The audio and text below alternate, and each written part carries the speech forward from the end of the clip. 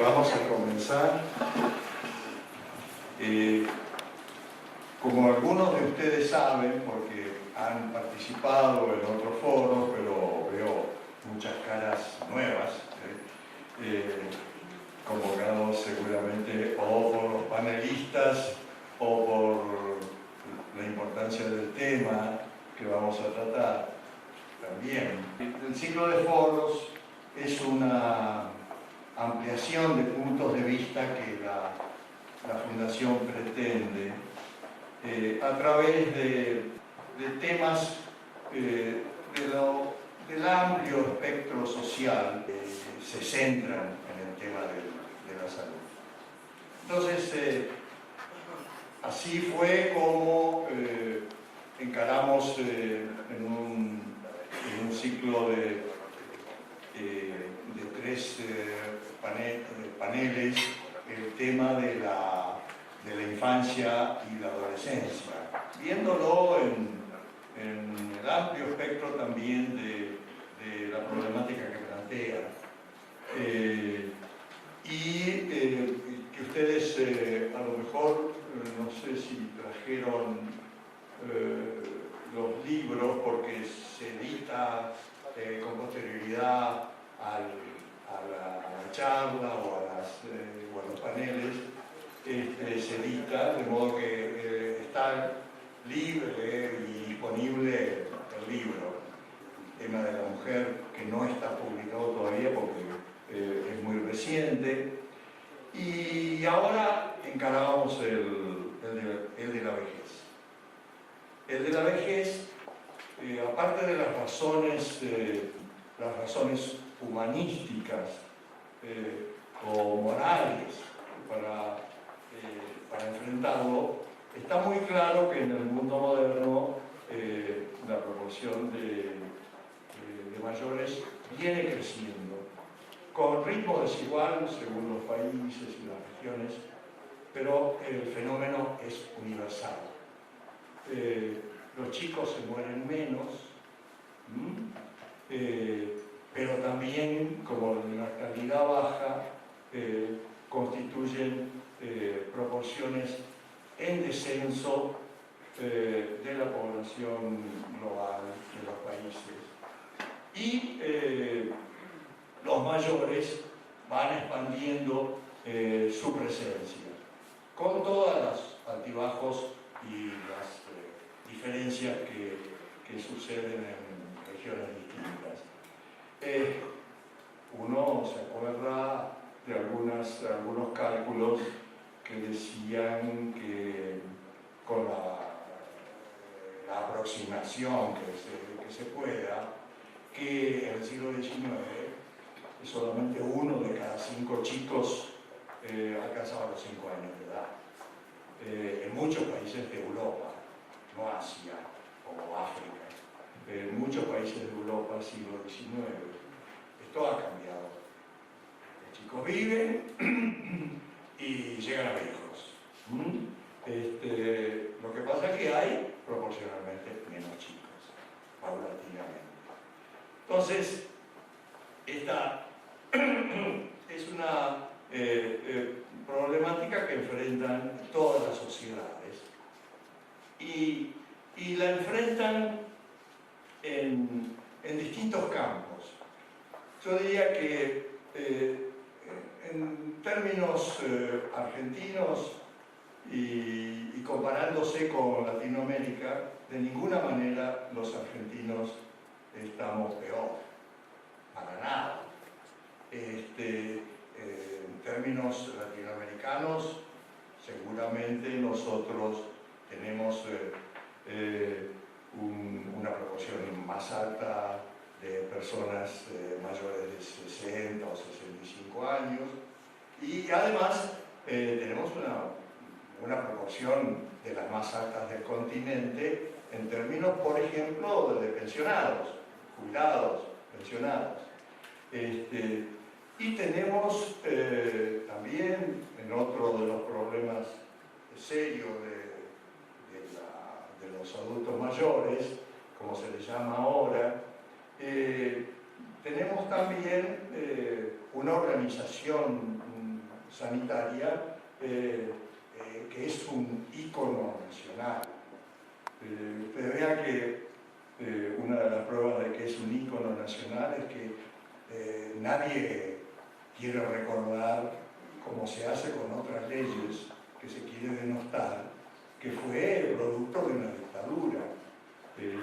La ley es del 71 y ¿cómo se llamaba? Era Manrique, el ministro de Bienestar Social en esa época, que introduce una serie de reformas importantes, tanto en el campo previsional como en el campo sanitario. El ícono PAMI, más allá de las críticas, etc., es realmente una institución nacional muy asentada, que la mayor parte de los países latinoamericanos no arriman el bochín ni de lejos. Pero así como tenemos seguramente una mayor proporción de población adulta mayor, jubilada, y la tenemos asistida médicamente, independientemente de las calificaciones que le hagamos a la asistencia, a la calidad de la asistencia, no es ese el único problema que plantean la vejez. Y en la medida que aumenta y las sociedades se desarrollan, se complejizan también los problemas que plantean. Porque cambian otras cosas, no solo la demografía. Cambia la familia, por ejemplo, familia chica, con pocos chicos, donde la mujer además suele trabajar, que muy distinto a lo que conocemos de nuestros abuelos o bisabuelos, donde el núcleo familiar tenía otro tipo de contención. Y más allá de las diferencias nacionales y regionales, incluso de clase social, porque esto está muy diferenciado según también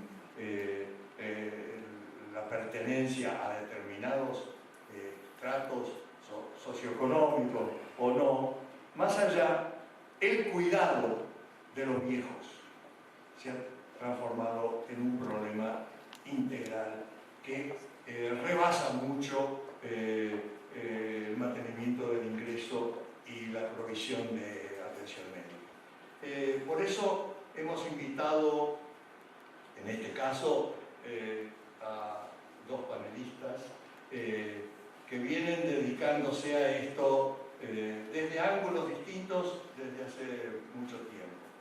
Eugenio Semino, que va a hablar primero y que está a mi izquierda, ustedes lo conocen mucho todos, no solo por la vinculación que tengan con él, sino porque además ha sido un vocero reiterado de los derechos y es un vocero reiterado de los derechos de los mayores. Semino viene de la abogacía, después especializado en gerontología, pero por todos conocido en este momento y desde hace bastante tiempo, afortunadamente, por defensor del pueblo en el área de la tercera edad en la ciudad de Buenos Aires. Y el otro panelista que viene muy interdisciplinario, porque el otro panelista es ingeniero, pero es cierto, no construye cosas desde hace seguramente varias décadas. Desde la política se vinculó con la temática social y se especializó en los temas de la seguridad social académicamente también. Y bueno, ha llevado su voz, así como Semino la lleva desde la desde la defensa de los derechos de los viejos, ha llevado su voz al ámbito político central, que es el Congreso Nacional, habiendo sido diputado nacional en 2 oportunidades. En los 90, que le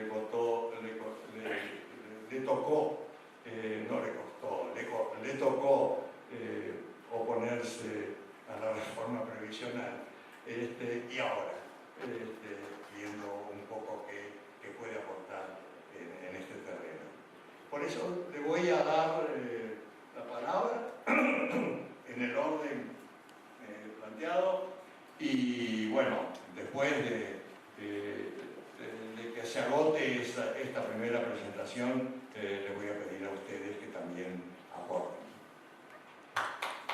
Bueno, yo quiero agradecer a todos ustedes, en particular a la irresponsabilidad de este profesor que tengo al lado, que es el doctor Aldoneri, que realmente cuando me acercó esta invitación de poder conversar con ustedes algunos temas de preocupación, poder reflexionar algunos temas relacionados con el adulto mayor, con nuestra sociedad, me pareció no solo interesante en sí mismo, sino a su vez un desafío de responsabilidad de compartir el estrado con 2 caracterizados panelistas con los cuales me enorgullezco de estar. Así que parto de este agradecimiento,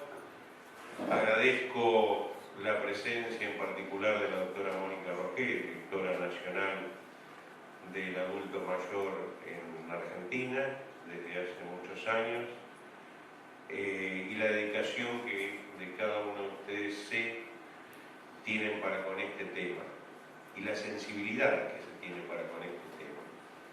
En realidad,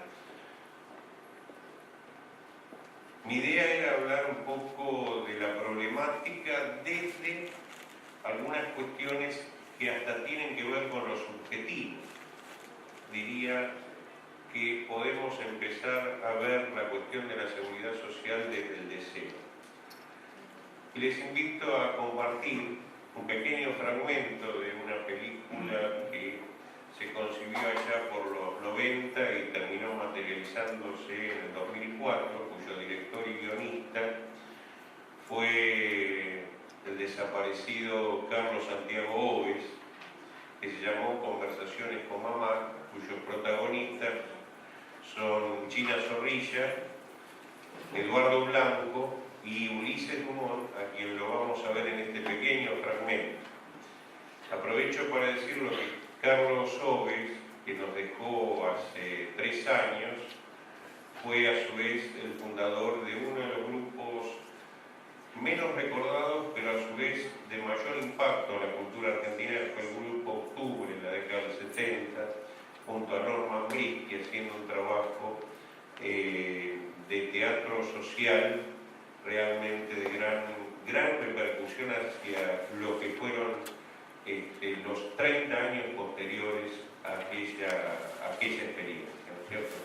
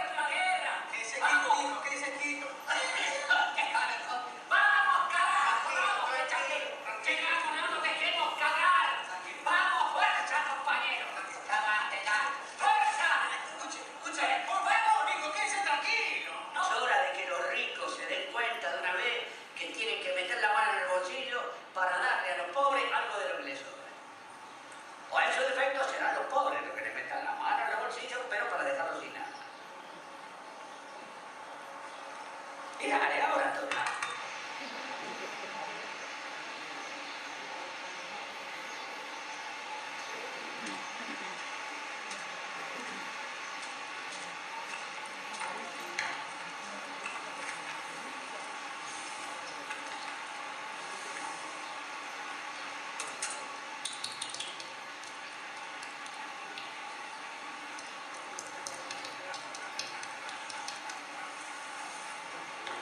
Ahora una cosa, muchachos. Ya me estoy cansando de hablar tanto.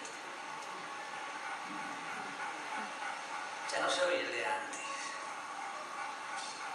Yo tendría que estar descansando,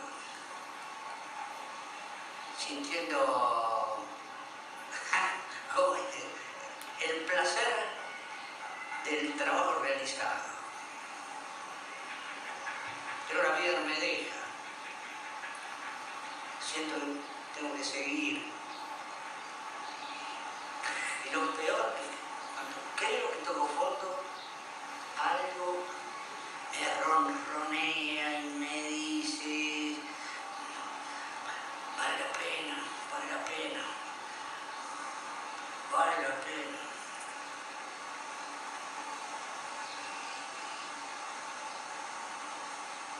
Vale la pena.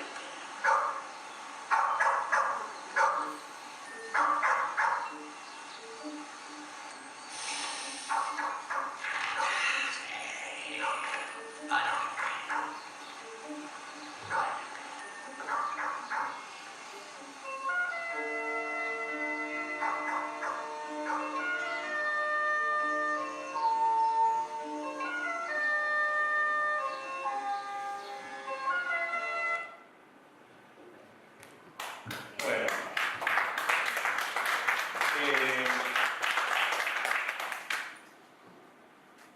el tema es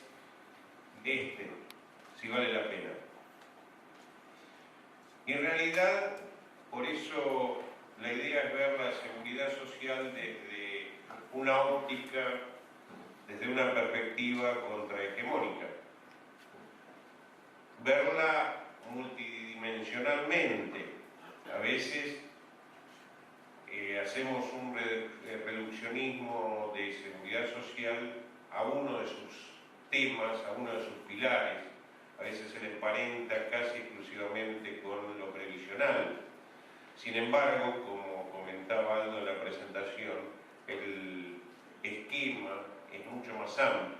Hay por lo menos 3 grandes pilares. Uno obviamente relacionado con el trabajo y la previsión, el otro con la salud y el tercer gran pilar es la educación. Vamos a la muestra.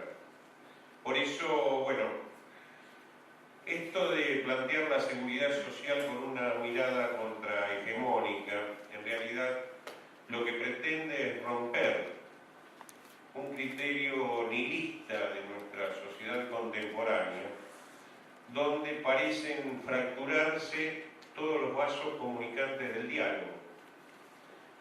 A decir de Nietzsche, hoy el diálogo se ha convertido en monólogo con interrupciones. Es decir, falta acordar en términos de síntesis lo que es la producción de pensamientos diversos. Y respecto a la seguridad social, este es un enorme desafío que tenemos y que no compete a ningún actor en particular, sino a todos los actores de la sociedad. Fíjense que yo me puedo estar preguntando hoy por qué una sociedad, y no me refiero a la Argentina en particular, e incluyo a la Argentina, por qué una sociedad le da menos a quienes más necesitan. Fíjense si yo veo las cosas desde otro lado y me pregunto por qué reclamar el 82% y no el 18% que nos quitan, si yo puedo necesitar por el 120% socialmente. ¿Qué estoy haciendo? Les estoy planteando el desafío de mirar desde otra perspectiva. En estos tiempos que corren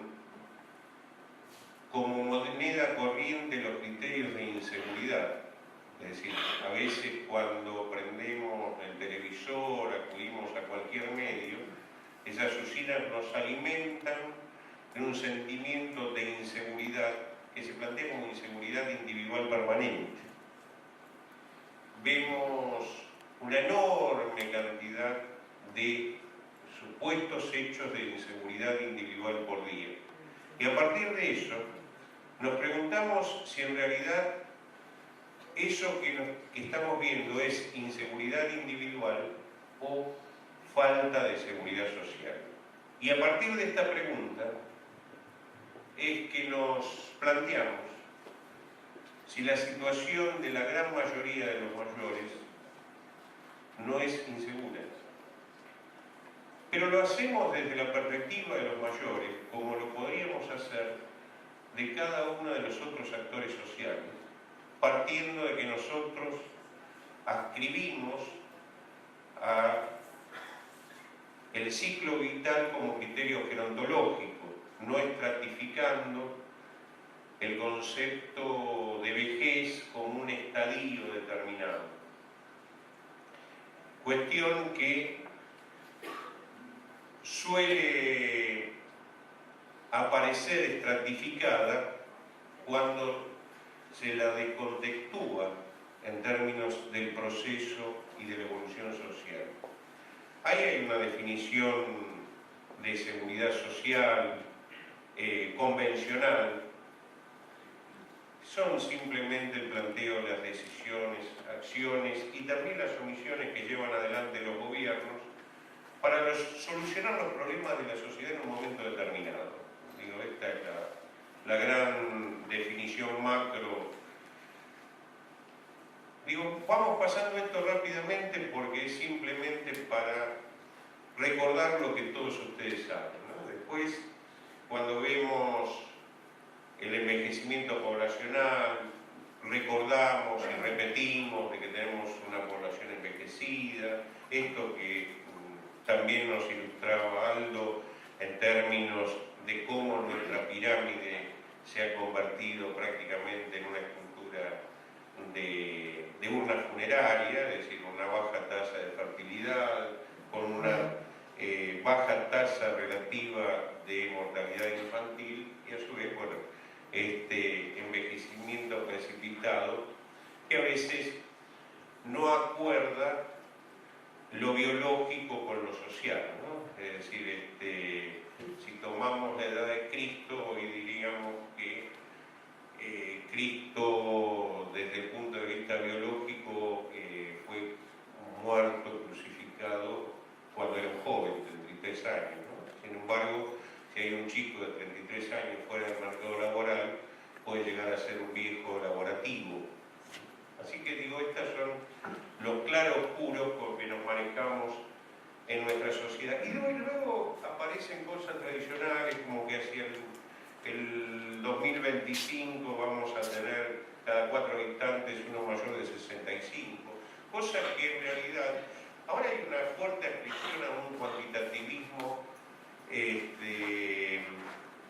casi de conveniencia. Es más, muchos que fueron cualitativistas en su vida universitaria después pasan a ser parte de alguna consultora y pasan a contar números exclusivamente. Yo en realidad no sé si una persona de 65 años hoy o dentro de 10 años, desde el punto de vista social, biológico y demás, va a tener la misma característica y los mismos potenciales que tenía hace 20 o 30 años atrás. Seguramente no. Entonces, me parece que en términos de esta relatividad que nos va rodeando, en estas cuestiones que debiéramos preguntarnos, porque a veces si no tratamos de ver cuál es el esquema de productividad en una sociedad y a partir de eso adoptamos criterios respecto a cómo estratificamos la sociedad en sí misma. Hacemos viejo joven al que nos conviene desde ese esquema. Hoy el problema aparece como circular en el mundo. En Europa están viendo de subir 2 años por acá la edad jubilatoria, 3 años por allá, y a su vez, con el principio del huevo y la gallina, se le ocluye el ingreso al mercado laboral de los jóvenes, porque entre otras cosas se ha demostrado que no hay un capitalismo de pleno empleo, porque hay subocupación, porque hay terciarización, precarización, etcétera, etcétera. Por lo cual, aquel viejo criterio de posguerra, que todavía se sigue empleando anacrónicamente en relación de aportantes activos con pasivos, la ley Bismarck del siglo XIX, pasa a ser una rémora casi circunstancial de lo que fue ese modelo de financiamiento de la seguridad social a partir del trabajo. Es decir, pirámides poblacionales envejecidas, capitalismo que no aspira tan siquiera ya a tener pleno empleo, trabajo no registrado o trabajo subregistrado, por lo cual aquella vieja ley de hierro ya no existe y hoy vemos que en muchos de nuestros países cohabitan varias realidades y por lo menos en Argentina, que algunos han llamado Belindia, es decir, Atilio Borón recordaba y repetía esta denominación, donde nos encontramos en esta mezcla de Bélgica y la India, es decir, ahí hay lo que puede ser una muestra de Puerto Madero y otra del Impenetrable, que cohabitan a pocas cuadras de distancia, que cohabitan en una mezcla casi perversa, donde a su vez, obviamente, quienes están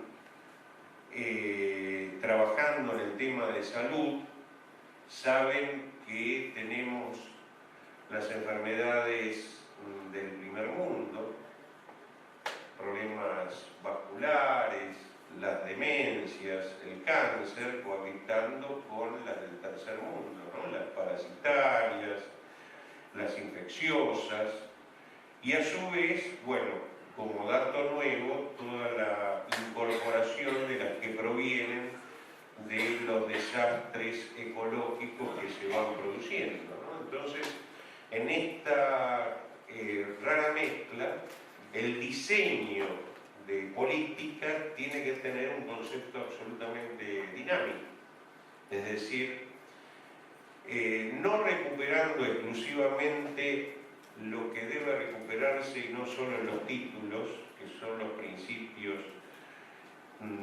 que generaron hacia los 50 y los 60 don Ramón Carrillo y don Arturo Iñatibia. No solo recuperando eso nos alcanza para satisfacer las necesidades que nos plantean esta realidad de tanta complejidad. Por eso, a veces, cuando queremos verlo desde la gerontología, pretendemos hacerlo rompiendo criterios clásicos.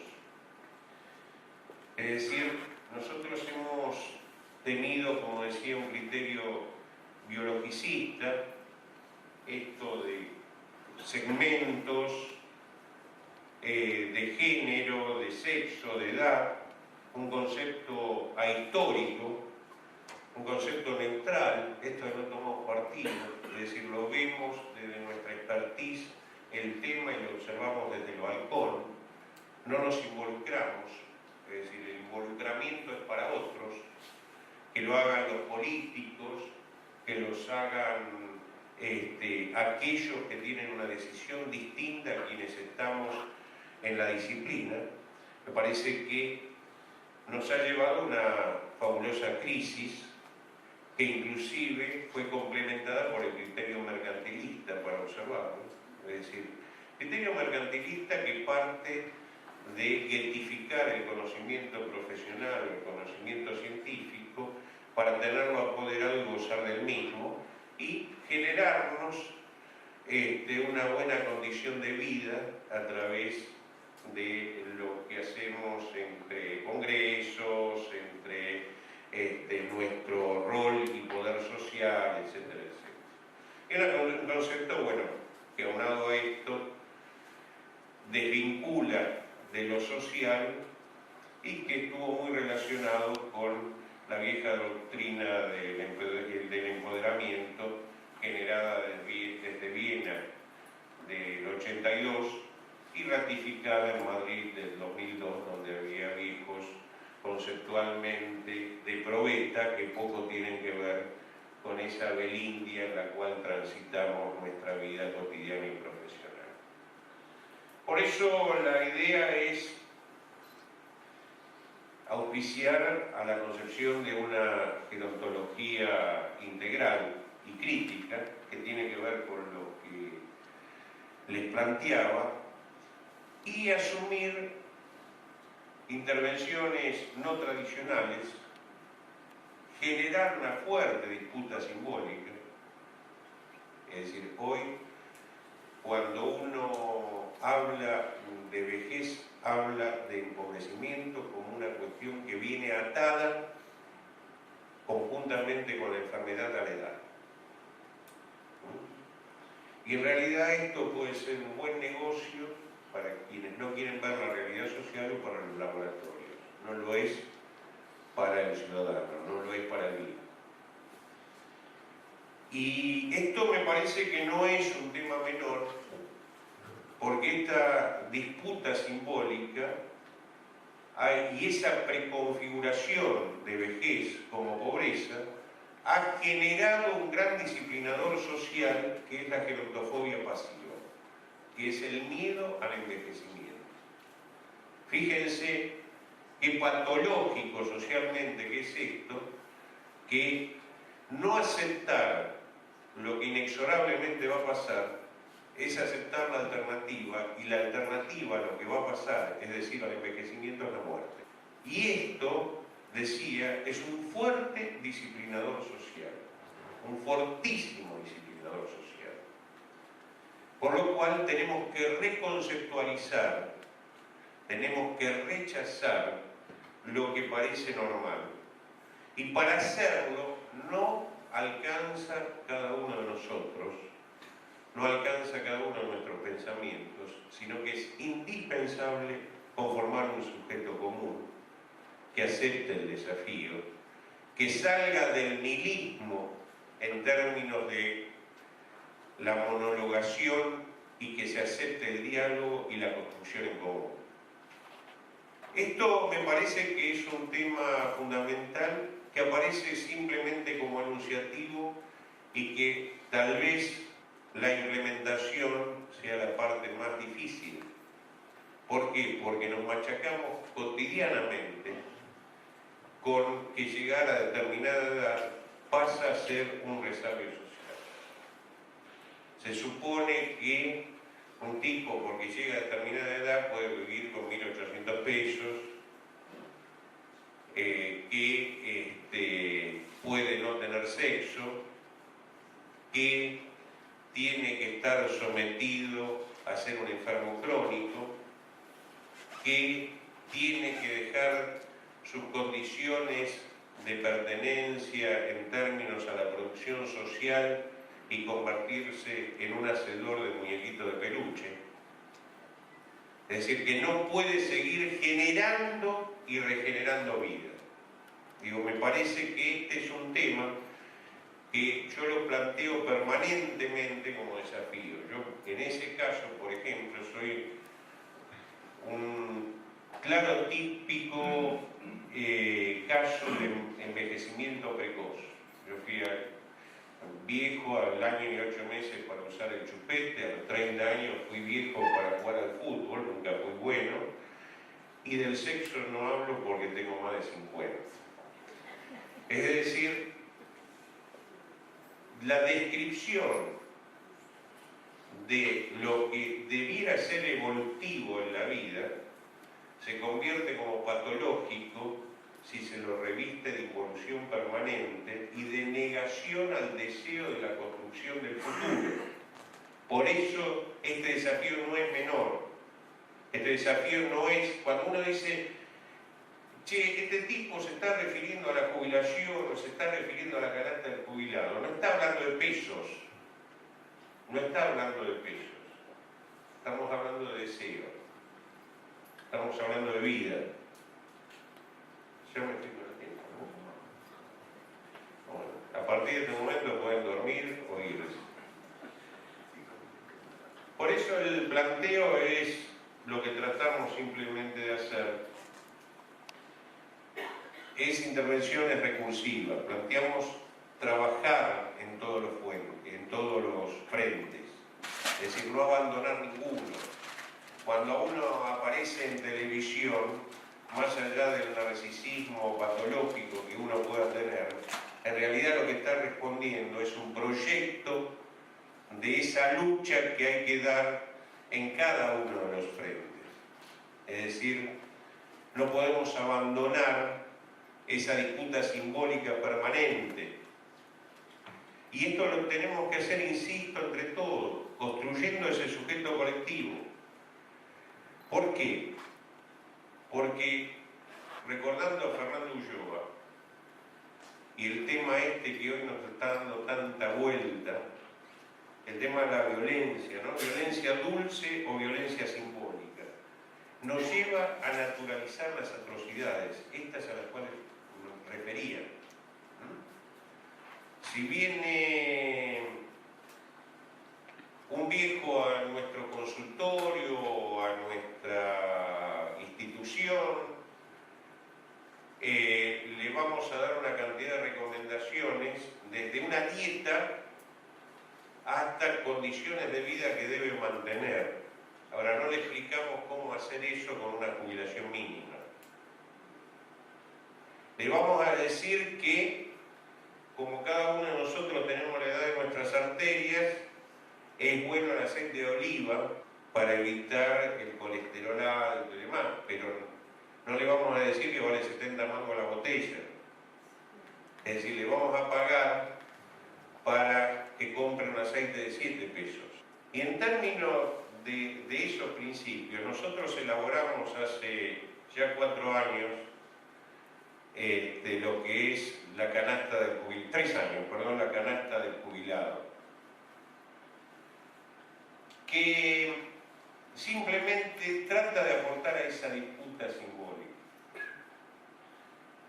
No importa si el imbécil de algún funcionario viene a controlarlo con la FIP, la cuenta bancaria, que en definitiva no tenemos sobre la caja de ahorro de sueldo. Pero en realidad lo que estamos diciendo, que lo que tenemos que romper es la preconfiguración de vejez como pobreza.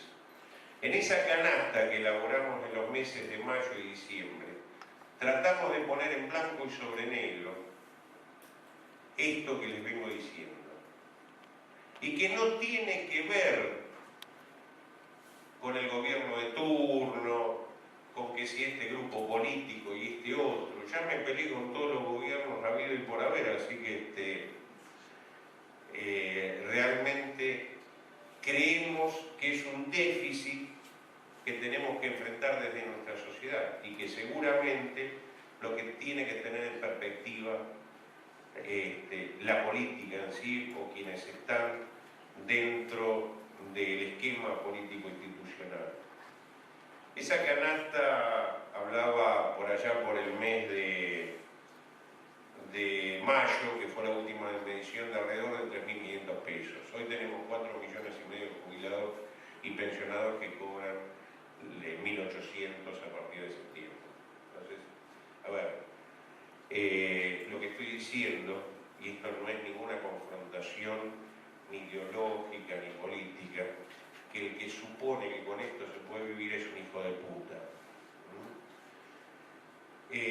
Lo digo en términos científicos, el que no entiende me puede pedir explicaciones, porque en general los que no entienden son los que no viven, los que no conviven con esa realidad cotidiana.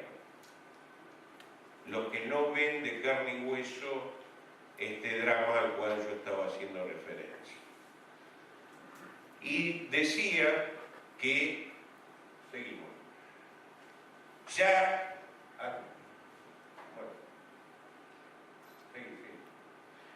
decía que la financiación, y esto es seguramente con mucho más propiedad a lo que se va a referir Eduardo Santín, la financiación del sistema ya no proviene del trabajo, proviene en un gran porcentual, entre el 30 y pico, 40% de impuestos. Y fíjense qué patológico que es este esquema, donde de los impuestos, uno de los que participa en la financiación es el IVA. Es decir, un mundo donde no tenemos grabada la renta financiera o la transferencia de capitales, el impuesto más regresivo que hay, el que más afecta a los pobres, es el que participa para bancar a los pobres jubilados o para autobancarse los pobres jubilados a partir de su exiguo consumo. Es decir, estas son las cuestiones que creo tenemos que resolver si queremos cambiar el esquema de seguridad social que tenemos planteado desde ya hace muchos años y que no sirve exclusivamente en términos de la transformación de 1, 2, 3 o 10 leyes si no cambiamos el concepto, porque tiene que ver con la estructura económica y fiscal de nuestro país. Yo quería dejar, como empecé con una pregunta, quería terminar con otra pregunta. ¿Qué es esta? ¿Podremos animarnos a pensar, actuar y vivir desde otros paradigmas? Y cuando hablo de otros paradigmas no hablo de coyunturas, no hablo de pensamientos únicos, no hablo de confrontaciones estériles, no hablo de contradicciones secundarias, sino que hablo de construir entre todos ese pensamiento. Simplemente le quería dejar desde la Defensoría del Pueblo de la tercera edad este margen de dudas para que podamos construir ese pensamiento entre todos. Muy agradecido. Muchas gracias a Pamela, muchas gracias a Daniel por invitarme. Como decía Aldo, yo soy ingeniero, una formación absolutamente técnica, soy técnico mecánico y ingeniero mecánico, de las ramas más duras de la ingeniería. Pero ingeniero, como por supuesto le gustan los números, me especialicé en la economía, y cuando llegué al Congreso en el año 91, este es mi tercer mandato, Menem había mandado la reforma del sistema de seguridad social. Y a mí me pareció que era necesario mirar la seguridad social del otro lado. En la realidad la seguridad social está en general, digamos, porque está casi planteado, la han trabajado fundamentalmente los abogados. ¿Por qué? Bueno, porque la realidad siempre fue un esquema de defensa de derechos. Y los abogados se forman para eso. Se forman para defender derechos de la gente que están vapuleados. Y la realidad es que los abogados, por su propia formación, defienden a sus clientes y tienen una visión específicamente personal. Una visión de la seguridad social mirada específicamente desde cada uno de los necesitados. Y yo me parece que la seguridad social hay que mirarla desde una situación mucho más global. La realidad es que la seguridad social es un mecanismo de redistribución de riqueza. La riqueza se distribuye en un país, para aquellos que no tienen los medios de producción, a través de la educación pública, que es uno de los principales elementos, y hoy que es 11 de septiembre, deberíamos que reivindicamos a Sarmiento y a los docentes, fundamentalmente deberíamos reivindicar la educación pública, porque aparte fue la primera estructura universal de características universalistas del anarquismo. Era un elemento al cual accedían todos para igualar a todos. Hoy esa educación pública está terminada, esperemos que algún día alguien la quiera recuperar, pero en definitiva ya no es un elemento de integración, ya forma parte de la división de la sociedad y en la práctica tampoco es un elemento de ascensor social. La escuela pública hoy está condenada a contener y no educar. Y por lo tanto, como contiene y no educa, la realidad dejó de ser un elemento para igualar. El segundo elemento que se distribuye la riqueza es el salario. Es decir, aquellos que trabajan, es decir, participan de la riqueza de un país a través del salario. Y la tercera forma de distribuir la riqueza es a través de la seguridad social. Por eso, esa filosofía planteada ya por la década de 50, que la seguridad social era un derecho derivado del derecho al trabajo y funcionaba casi como un seguro. Yo tengo trabajo, tengo derecho a la asistencia médica, tengo derecho a la asignación familiar, tengo derecho a la jubilación. Eso está agotado. Está agotado porque se terminó el pleno empleo, porque se terminó el empleo de características formales. Hoy en la Argentina, entre el 35 y el 38% de los trabajadores están en forma informal. Por lo tanto, si uno mira que la seguridad social, digamos, tendría que tener ese condimento y solamente cubrir a los que trabajan, hay una de esa fenomenal población que es nuestra población económicamente activa, es decir, un poco más del 60% está cubierto y el otro 40%. Entonces, la seguridad social hay que mirarla desde un lugar de características universales, hay que mirarlo desde los derechos ciudadanos. Es decir, todos tenemos derecho a acceder a la seguridad social. Todos tenemos derecho a poder tener garantizados por la sociedad un nivel de vida digno. Y ese piso de nivel de vida digno, bueno, tiene que ver específicamente con la riqueza de cada nación. Sin duda que es todo un desafío esto. Porque cuando uno habla de políticas de características universales, lo primero que desaparece son los príncipes. ¿Y quiénes son los príncipes?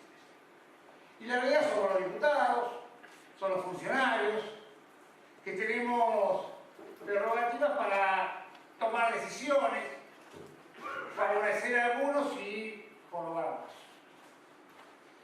Cuando hay derechos de características universales, están regidos por la ley, y por lo tanto, si alguien dice que a los 60 años y con 30 años de aporte se jubilan, no hay ningún funcionario que venga a decidir cómo son esos 30 años de aporte, cómo son esos 60 años de edad. Están definidos por la ley. Digamos, están definidos por los parámetros. Esto de las pensiones no contributivas en las que hay que demostrar que uno es pobre para tener acceso, la realidad depende específicamente de que aparezca ese príncipe que va a terminar decidiendo si yo soy pobre o no soy pobre. Pero con una decisión que puede ser correcta, pero siempre subjetiva. Entonces, como siempre es subjetiva, esto me genera dependencia. Y cuando me genera dependencia, la realidad pierdo mi propia libertad. Entonces, si nosotros tendemos a políticas universales, la realidad es que la población gana en libertades, pero aparte también gana en dignidad. Uno podría plantearse si un país como la Argentina está en condiciones de tener políticas universales. Nosotros, hace ya varios años, con Aldo, escribimos un librito donde mostrábamos que era simplemente una decisión política. Pero hay que animarse a tomar ese tipo de decisiones políticas, porque la realidad es que hay que eliminar gran parte de los planes que tienen que ver con esa relación personal entre los funcionarios y la sociedad. Algunos hablan de clientelismo político sobre esto. A mí me gusta hablar mucho más de clientelismo político, clientelismo social, clientelismo religiosos. Es decir, en definitiva, todos hay clientelismos específicamente con los pobres.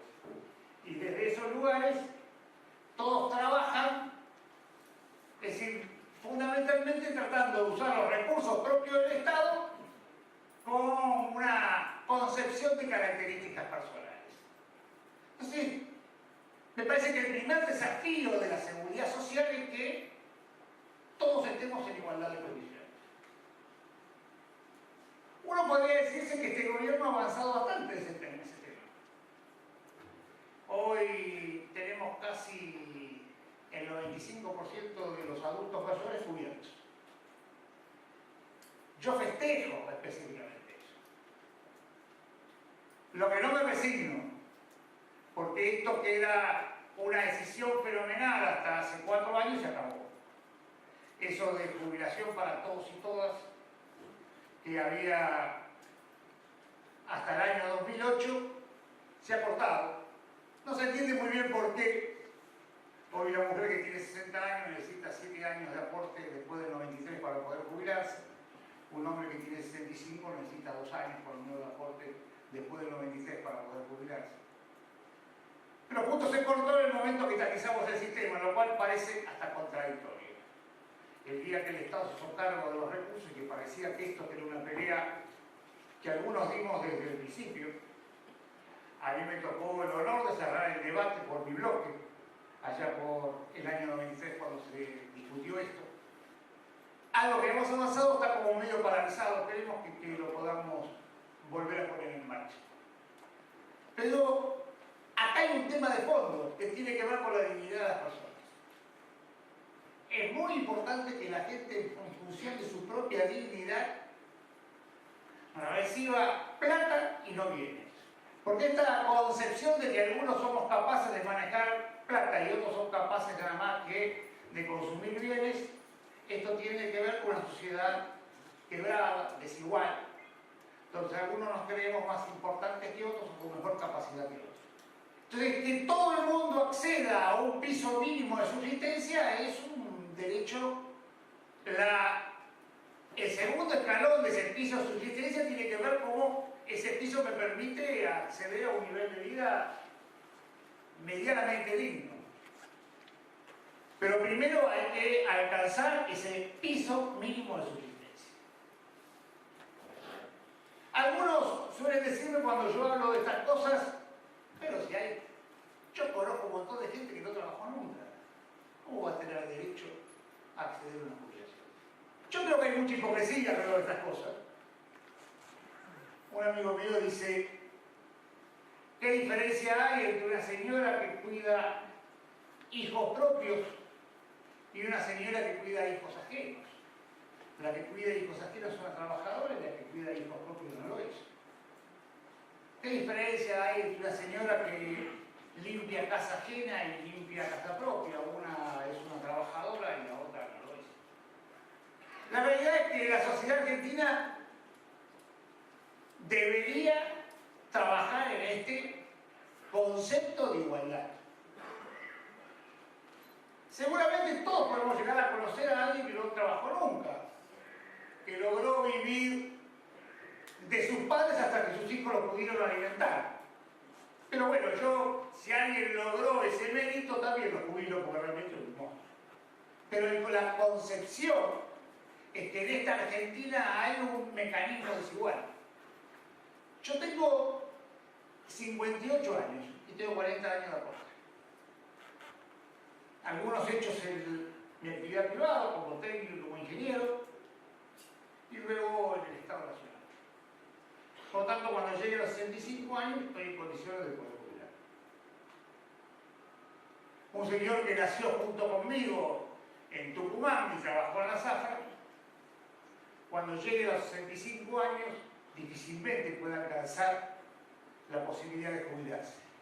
Y seguramente que Nicho hizo a lo largo de su vida mucho más esfuerzo que yo, con menos esfuerzo físico. y yo voy a estar en condiciones, yo que estaba en mejor calidad de vida, voy a seguir manteniendo mi mejor calidad de vida, y el que estaba en su peor calidad de vida profundiza específicamente sus problemas. Entonces, el primer concepto que a mí me parece que tiene que ver con los adultos es que nosotros tenemos que igualar.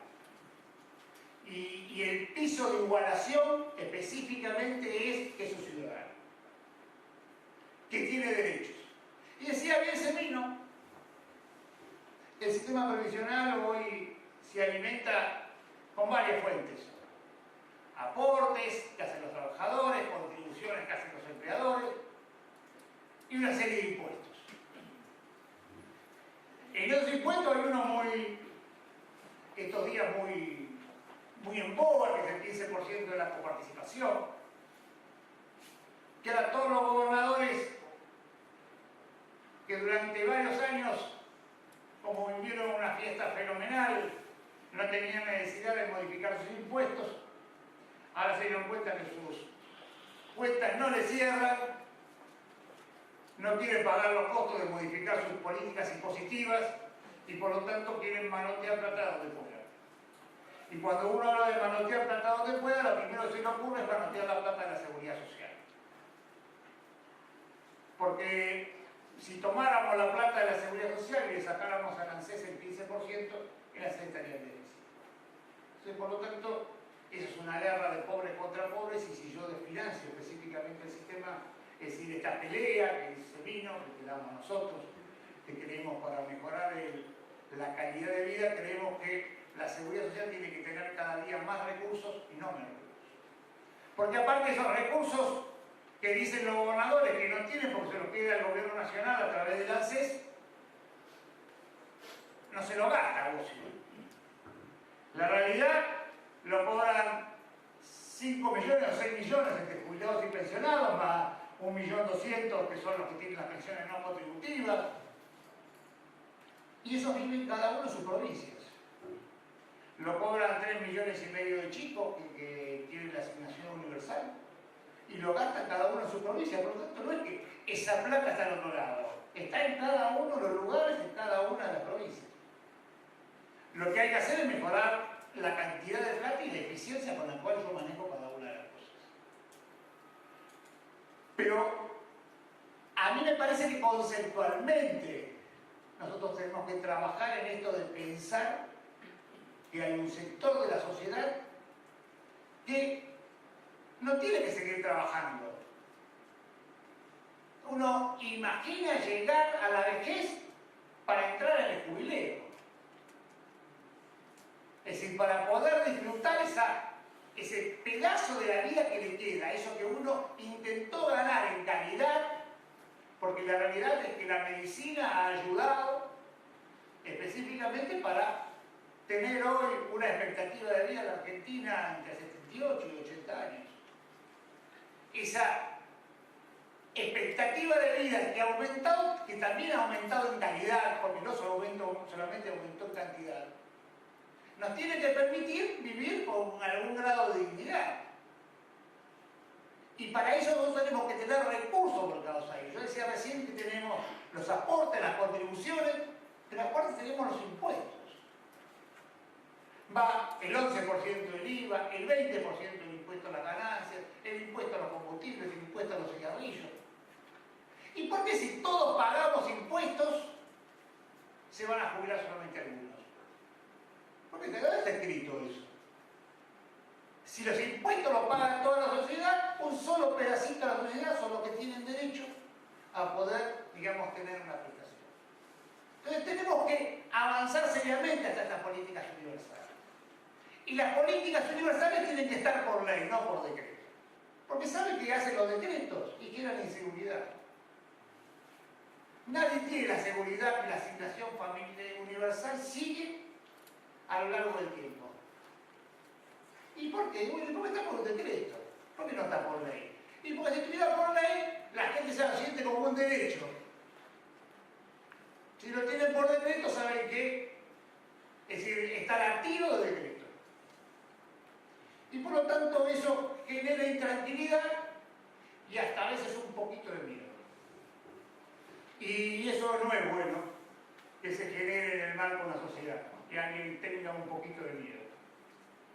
Pero de estas... Esto es un aviso para tomar la patillita para la presión. Yo cuando uno llega a determinada edad, este tipo de cosas tienen que tomarlas. Los médicos las recomiendan. Entonces, a mí lo que me parece alrededor de estas cosas es que todos vamos avanzando. Avanzamos, retrocedemos. Pero digo, hoy yo diría que la Argentina puede hacer el lujo de estar a la cabeza de los países, yo diría casi de América. Porque cuando uno tiene el 95% de cobertura, puede decir que ese 5% tiene que ver con gente que no quiere entrar al sistema. Porque por alguna información, le falta información, o porque no tiene ganas de formar parte específicamente de ese 5%. Así que podemos estar, digo, Canadá, que es un país que yo la añoro desde el punto de vista de la seguridad social, digo, estamos bastante parecidos, digamos, desde el punto de vista de la cobertura. Entonces, este es un piso al cual no deberíamos retroceder nunca. Si hemos alcanzado, estamos en esta posibilidad, de acá para abajo nunca deberíamos bajar. Y por eso estamos discutiendo en el Congreso la ley de adultos mayores, porque ya la habíamos discutido. No solo que la habíamos discutido, sino que la habíamos aprobado. Pero por alguna razón allá en el 2003 la vetaron. Porque la ley que hacía era generar derechos universales. Y a algunos les parece que es mucho eso, digamos, que haya derechos universales para todos. Ahora estamos discutiendo una que se asemeja bastante, pero que no califica y no garantiza los derechos universales. Entonces, ahí me parece que tenemos un desafío con los adultos, como lo tenemos a todos aquellos que están en una situación inferior específicamente a la población económicamente activa, como están los chicos. Y entonces, los niños y los adolescentes y los adultos tienen que estar más protegidos por el Estado que el resto. ¿Por qué? Bueno, porque están en condiciones más desfavorables. Si, digamos, cuando uno llega a determinada edad no vuelve a trabajar de nuevo. Cuando uno es un chico tiene que jugar y educarse, no tiene que trabajar. Entonces, por lo tanto, es el Estado que tiene que hacer. Entonces, nosotros pensamos el desafío de los adultos desde esta condición. Si tenemos que tender a la igualdad. Si nosotros tendemos a la igualdad, vamos a generar equidad. Y si generamos esa equidad, en definitiva vamos a ir conquistando parte de esa riqueza. Porque no alcanza con que un país crezca. Porque para que un país crezca y los argentinos nos vaya bien, tenemos que formar parte de ese crecimiento.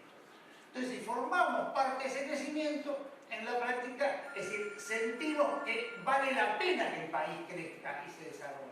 Porque si no, nos pasa lo que nos pasó muchas veces en Argentina, que miramos cómo crece el Producto Bruto Interno, pero como los sectores más desposeídos en la práctica no participan de ese conglomerado económico. Entonces, desde este lugar, el primer mensaje que nosotros queríamos era esto. Nosotros venimos trabajando en el Congreso para esto, tenemos proyectos presentados, se hace igual muy difícil discutir en el Congreso proyectos que no sean oficialistas. Es muy difícil. Es decir, las comisiones, yo que soy diputado por tercera vez, o sea, viví el periodo 91-95, fui diputado 99-2001, 97-2001, y ahora de nuevo. Este es el periodo más difícil para discutir proyectos no oficialistas. Este también es un tema que hay que tomar. Entonces, si podemos discutir derechos universales, si podemos discutir una ley de adultos mayores, como ya le hemos dado despacho de la Comisión de Tercera Edad, es decir, nos faltan un par de comisiones, pero seguramente vamos a ir avanzando. si podemos avanzar en derechos de características universales, si podemos construir por ley, la gente va a tener en la práctica seguridad jurídica, pero aparte fundamentalmente, y lo más importante, va a tener equidad e igualdad de derechos. Gracias. La doctora Roqué, Mónica Roqué, que es la directora del, no sé exactamente cómo se llama, pero del área de tercera edad del Ministerio de Desarrollo Social. De modo que sería la primera intervención de ustedes. Le dan el... Bien, gracias. Quiero empezar con lo último que dijo el diputado. Nosotros la verdad que presentamos un proyecto que estuvimos trabajando el año pasado, unificando un proyecto de ley con toda la Comisión de Tercera Edad, que es mucho mejor que el que se presentó en el 2003, porque es un proyecto más moderno, y esto lo digo, lo discutimos con los diputados de la oposición, no es una cuestión del gobierno, y sin embargo no hemos tenido noticia de que se esté tratando. Me acabo de enterar que usted dice que lo están tratando, porque nosotros no nos volvieron a invitar, y eso que yo estuve este año dando el informe de CEPAL, y la verdad que no hemos tenido noticias. Y por otro lado, hace 4 años que estamos tratando que diputados aprueben el proyecto de ley del Consejo Federal, y la verdad que la Comisión de Tercera Edad se demoró un montón.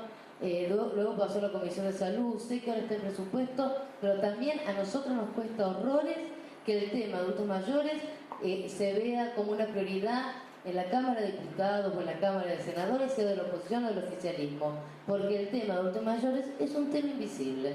Por eso lo que peleamos, y desde el gobierno nacional que hemos puesto el tema en agenda, como nunca ningún otro gobierno lo puso, excepto por supuesto de Perón, Manrique, que sacó la ley de PAMI, pero después la verdad que ningún otro gobierno puso en agenda el tema. Nosotros, con esto que usted bien dijo, diputado, tenemos la cobertura más alta de Latinoamérica, y nosotros no somos el continente más inequitativo y más pobre. Pero también hay que recordar esto. Entonces, el esfuerzo que hizo este gobierno para incluir 2,5 millones de jubilados, que es cierto, nadie quiere que viva con 800 pesos, pero antes vivían con 0. Antes directamente no vivían. Entonces, el esfuerzo que hizo este gobierno para tener una jubilación mínima que se aumentó 600 veces, que además es la que mayor poder adquisitivo tiene en Latinoamérica, supera el doble de lo que tiene Brasil, y esto no lo decimos nosotros, lo dice el último informe de CEPAL, con lo cual creo que no tenemos que desmerecer todo lo que se ha conseguido. Me parece que hay que tener una mirada realmente objetiva del avance que se ha dado en estos últimos años en materia previsional. Coincido absolutamente con usted que tiene que haber una cobertura universal, digo como tienen otros países de Europa, pero lamentablemente no somos Europa, y hoy la crisis de Europa demuestra también que se corta, como bien dice usted, por el tema de la seguridad social ante una crisis. Esto sin duda, por eso hay que proteger los derechos de las personas mayores. Nosotros queremos que se promueva una ley del gobierno nacional, no solamente de protección para las personas mayores, sino de participación federal de las personas mayores del gobierno. Ojalá usted nos pueda ayudar. Sé que está ahí el presupuesto, el proyecto de ley. Si no se aprueba este año, va de nuevo, como ya perdió en su momento en diputados vigencia parlamentaria, lo va a volver a perder, porque hace 4 años que lo tenemos en diputados. Así que en esto sí le pido la colaboración. Sí pensar que los sistemas de seguridad social tienen que cambiar, porque cuando lo hizo Bismarck, la gente se jubilaba y a los 5 años se moría. Hoy se jubila y vive 20 años en promedio. Por lo tanto, no pueden ser los mismos sistemas, que además los tenemos, lamentablemente. Tenemos los mismos sistemas que hace 70 años atrás. Entonces sí creo que hay que pensar, que hay que ser inteligente, que hay que ser creativo desde el gobierno, desde el gobierno que le toque conducir, y de la oposición, porque me parece estos no son temas de un gobierno.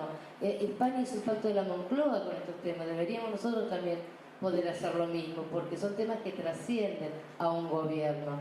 Y sí hay que pensar en sistemas diferentes. Dinamarca o los países nórdicos financian el 100% de la seguridad social con impuestos. Entonces, seguir pensando que en un país, como se decía, que no tenemos por ahí el pleno empleo, porque el capitalismo salvaje, diría yo, ¿no?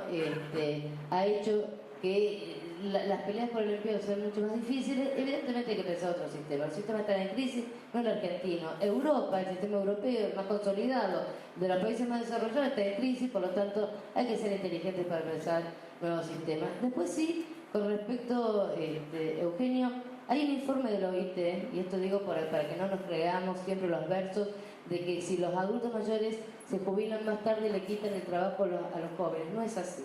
Digo esto también para defender las personas mayores que quieran por voluntad propia seguir insertas en el sistema. El año pasado la OIT sacó un informe. En primer lugar, en los países desarrollados no hay jóvenes.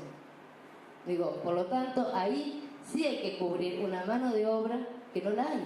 Ahí no hay niños, no hay jóvenes, hay menos población.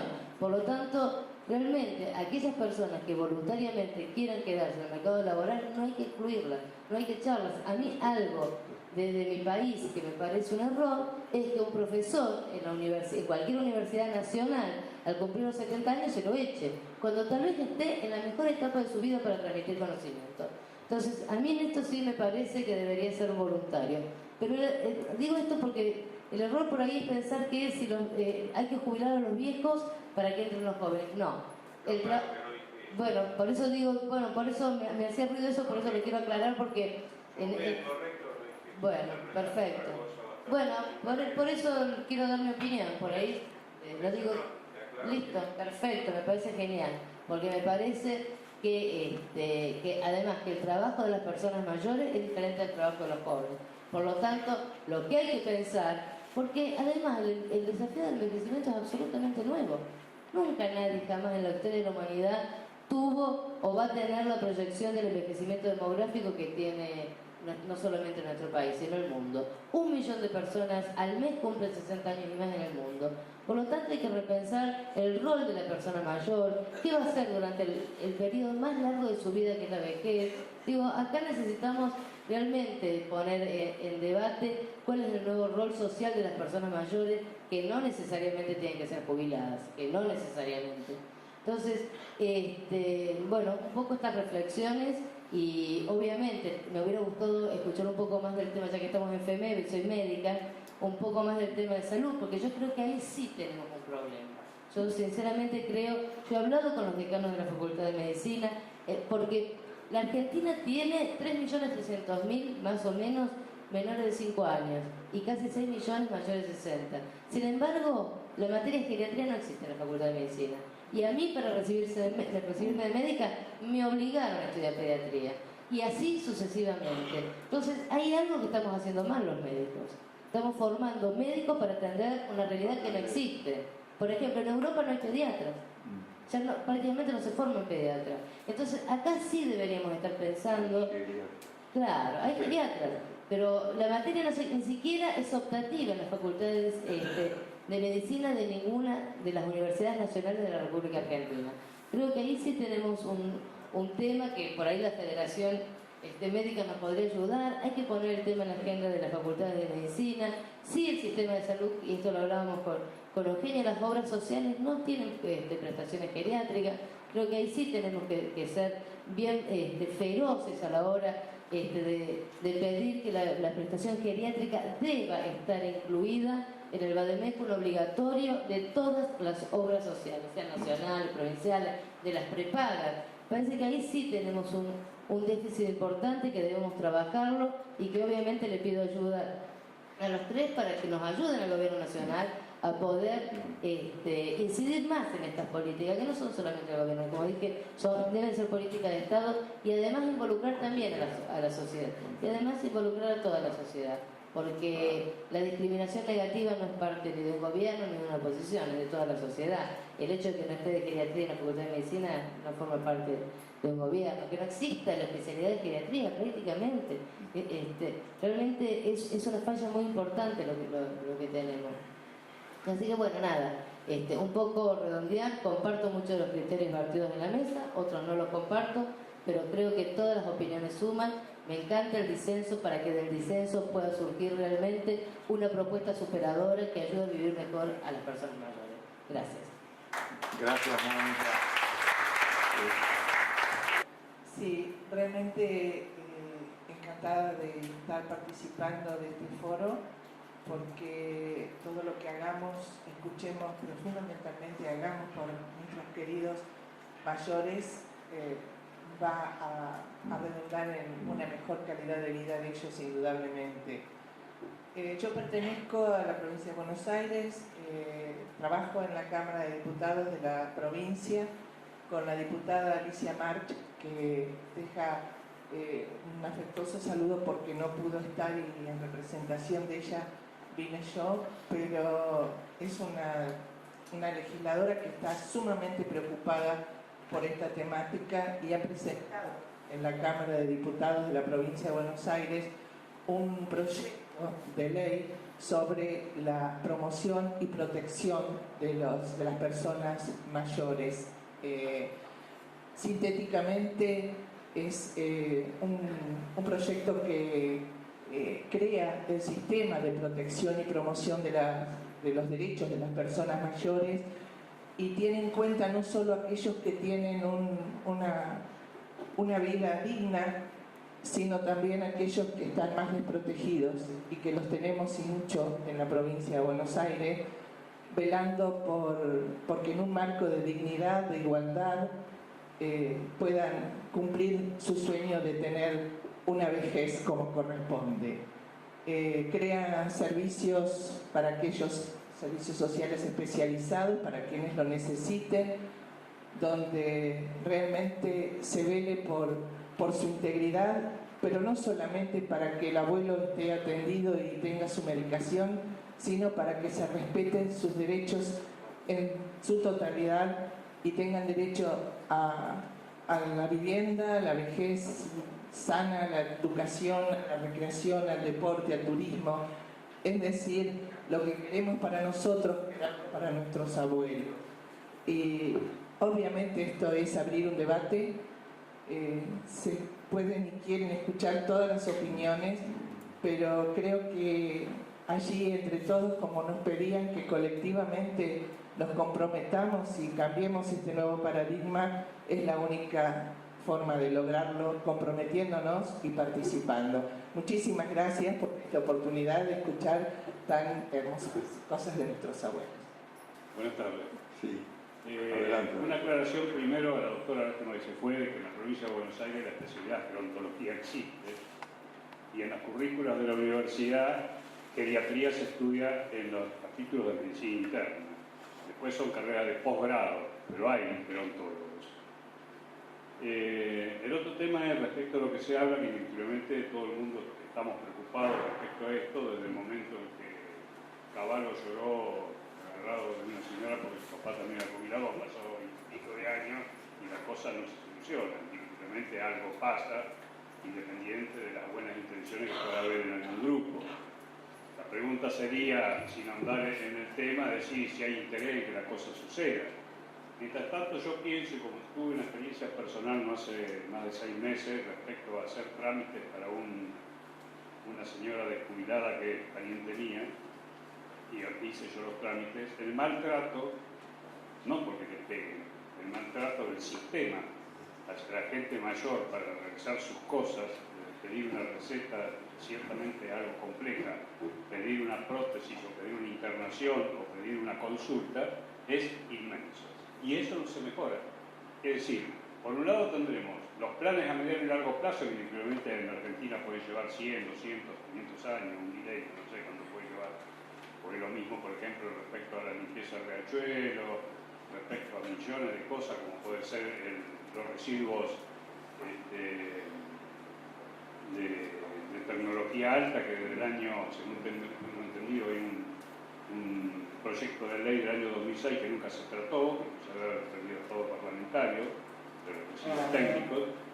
Es decir, todo ese tipo de cosas lleva meses, o porque no hay voluntad política, o porque no hay ganas, porque el oficialismo no quiere, porque la oposición no da quórum, todo ese tipo de cosas que los que no estamos en política lo vemos, lo leemos y lo escuchamos. Al doctor Semino, que hace años que está y que lo vemos muchas veces en los medios, indiscutiblemente era hace 3 o 4 años que yo me acordaba de esa canasta y no ha podido cambiar la cosa a pesar de su buen intento. Es decir, que indiscutiblemente a lo mejor tenemos que empezar por lo básico, darles por lo menos buen trato a la persona de 70, 80 años que está. Yo en el momento que estaba veía personas en lugares 5 veces grandes como estos, sin aire acondicionado en diciembre en La Plata, no tenían las pantallas para los números, le daban papelitos de colores que algunos no sabían que dónde tenían que ir, le decían al fondo era gigantesco, era como un estadio de box.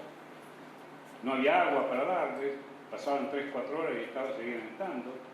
Ese tipo de cosas yo pienso que es muy importante para empezar a solucionarlo, que le dé dignidad de persona a la gente que no la tiene desde el punto de vista del recurso, que creo que es el primer punto. Porque desde el caso Badaro a la fecha, si la Corte da el fallo favorable y el Estado aporta el fondo, todo el mundo que cobra 1.800 tendría que estar cobrando 3.500. ¿Hay algún comentario que quiera hacer ahora Semino? Y después, bueno. Sí, un par de cositas porque se involucraron varios temas. En el tema de salud, coincido con lo que señalaba la doctora, acá el amigo, que hay una crisis que es profundísima en términos de los sistemas de atención, y me parece que no sinceramos la dimensión. Yo, cuando hablamos de estas cosas, siempre recuerdo a Brecht, que solía decir que si no logramos mejorar la hipocresía de una vez por todas, tenemos que empezar a decir la verdad. Y realmente me parece que en esto lo que hay es un ocultamiento a la verdad que nos hacemos entre todos. Digo, algunos porque cobran, otros porque son del gobierno de turno, pero la cosa va siendo acumulativa, fíjense.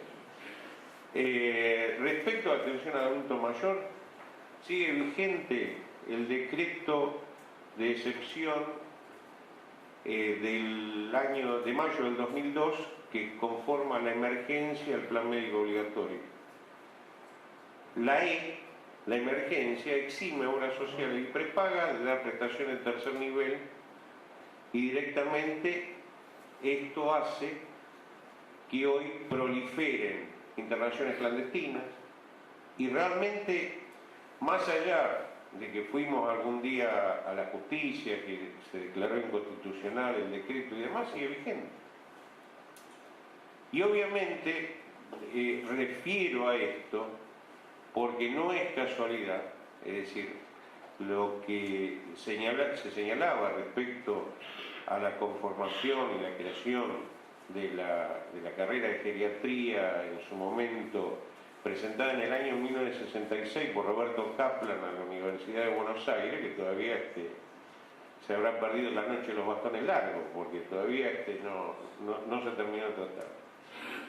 Me parece que hay una cantidad de contradicciones que se nos plantean, que inclusive el buen esfuerzo legislativo termina no pudiéndola suplir, porque también yo recuerdo muy poco de lo que tiene que ver, más allá que me pusieron abogado, pero en una carrera que terminé en el 70 que después no le dediqué parte de mi vida, pero lo que sí he visto en las últimas décadas es que se separó el derecho de su ejercicio. Vale decir que todos tenemos derecho a la vivienda, tenemos derecho a la salud, ahora lo pueden ejercitar ese derecho aquellos que tienen la plata en el bolsillo. Es decir, si no sería operativo el 14 bis. Me parece que todas estas cosas se plantean, por eso a veces uno trata de horadar la piedra en esta disputa simbólica a la cual hacía referencia, porque hay un sector de nuestra sociedad que no es por respeto, porque seamos malos tipos, quedó al margen, fue dejado al margen, no fue considerado sujeto de consumo en una economía de mercado. Es decir, toda la década de los 90, nuestros mercados internos se achicaron, se restringieron, y obviamente cuando comparamos con Europa, donde los mercados crecieron, donde la disponibilidad de tiempo que tiene el adulto mayor se convirtió en un potencial de consumo fabuloso, y así la conversión de las monedas al euro se vio muy claramente, tuvo como protagonista los adultos mayores en Europa. Acá se les fue dejando afuera, es decir, no se les agregó salud en el cuerpo ni plata en el bolsillo. Y me parece que este es el dilema Yo realmente no me interesa discutir políticamente. Por otra parte, no coincido. Me parece muy bien la inclusión de todos. Lo que me parece que no es suficiente incluir a todos a costa de algunos. Es decir, a los que se incluyó dentro del sistema le están pagando los otros jubilados que siguen ganando una miseria. Mientras que los britos, los banqueros, siguen la fiesta. Digo, me parece que ahí cuando hablamos de distribución o hablamos en términos concretos, hablamos en términos de abstracción. Porque hablar de abstracciones cuando hay gente que tiene carencias concretas se convierte casi en una perversión. Yo de salud no voy a hablar, si te digo de eso. No, pero porque no sé, digo, específicamente. Pero sí de algunos números. Lo primero que uno podría, por lo menos llamarle la atención, es que tenemos un PAMI con superávit. Entonces uno no se imagina que un PAMI está para tener superávit y acumular lenta de tesorería.